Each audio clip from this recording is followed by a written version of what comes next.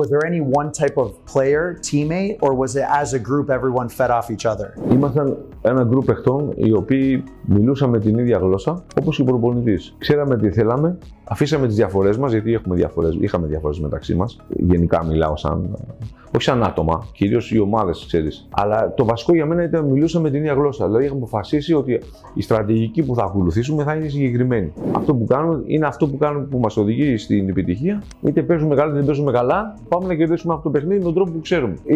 Είχαμε πολύ καλή επικοινωνία μεταξύ μας. Okay. Και μάλιστα και σε δύσκολες στιγμές, δηλαδή, ακόμα και κάποιος αν είχε ξεφύγει, ας πούμε, και να πει μια λέξη παραπάνω, γιατί αυτά συμβαίνουν στο παιχνίδι, ο άλλος δεν τον παρεξηγούσε. Του λέει συγγνώμη, δεν το ήθελα, μου ξέφυγε κτλ. Δηλαδή, είχαμε φτάσει σε σημείο που και κάτι να πούμε παραπάνω, ότι ο άλλος δεν παρεξηγούσε τον άλλον. Οπότε αυτό ήταν μια οικογένεια όπου ο καθένας σεβόταν τον άλλον. Καταλάβαινε ότι μέσα στο παιχνίδι και μέσα στην ένταση μπορεί κάποιος να ξεφύγει να πει κάτι παραπάνω. Ξέραμε ότι κάποιοι γκρινιάζουν, άλλοι μπορεί να μιλάνε και πιο άσχημα κτλ. Αλλά τους γνωρίζαμε, οπότε δεν μας έκανε τη διαφορά, γιατί ήμασταν πολλά χρόνια μαζί. Οπότε δεν μας έκανε και ξέραμε ότι και την άλλη μέρα πάλι θα πίναμε καφέ μαζί χωρίς να με είχε προσβάλει κάποιος λέγοντας με κάτι.